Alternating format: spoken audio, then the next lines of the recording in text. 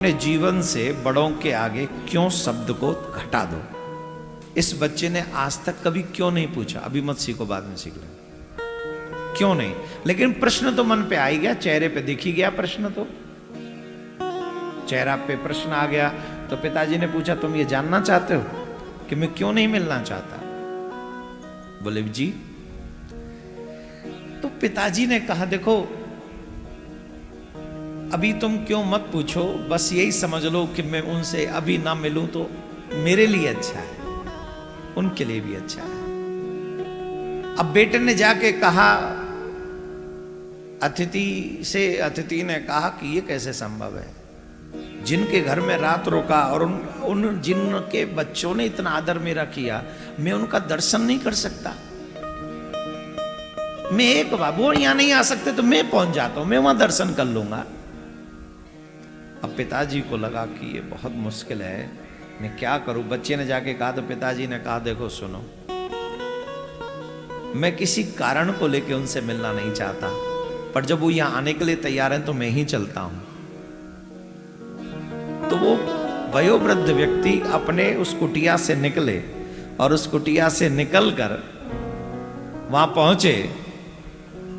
सेठ जी ने जैसे ही उस वयोवृद्ध व्यक्ति को देखा तो उसकी आंखें फटी की फटी रह गई। ये व्यक्ति वही था जिसे सेठ जी ने कभी चोर कहा था, जिसे सेठ जी ने कभी अपने बगीचे में रुकने नहीं दिया था, जिसे सेठ जी ने अपने बगीचे में रुकने नहीं दिया था। उसकी आंखों में आंसू आ गया सेठ जी की, वो रोने लगे, वो पैर पकड़ लिए। आई एम सो सॉरी, मुझे नहीं पता था आप इतने दिव्य हैं। तो सेठ जी से वो बोले सॉरी तो मैं हूं, इसीलिए तो मैं आना नहीं चाह रहा था आपके सामने, क्योंकि मैं जानता था कि अगर आप मुझे पहचान लेंगे तो आपके मन में दुख होगा, और मेरे द्वार पर आए हुए अतिथि के मन में किसी बात को लेकर दुख हो तो धिक्कार है मेरी लाइफ के लिए। किस काम की मेरी ये लाइफ?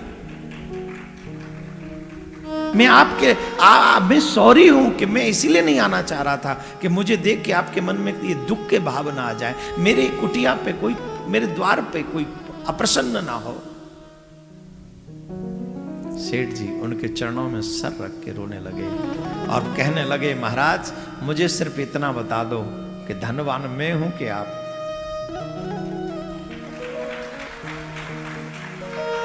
कौन है धनवान? बोलो।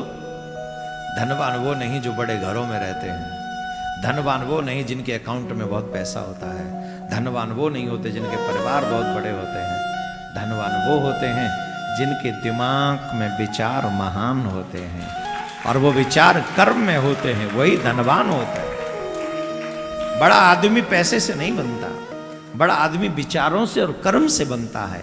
इसलिए उपस्थित जनता जनार्दन को हम एक ही बात कहना चाहेंगे, जो सुन रहे हैं आप अपने विचार बड़े कीजिए। जब आपके विचार बड़े होंगे तो आपके कर्म बड़े हो जाएंगे, और जब कर्म बड़े हो जाएंगे तो आपको बड़ा होने से कोई नहीं रोक सकता।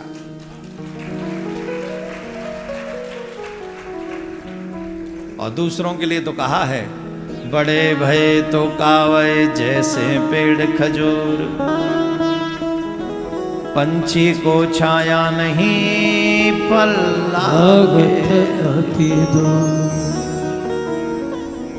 ऐसा वृक्ष किस काम का जो किसी को छांव न दे सके, ऐसी नदी किस काम के जो किसी को जल न दे सके,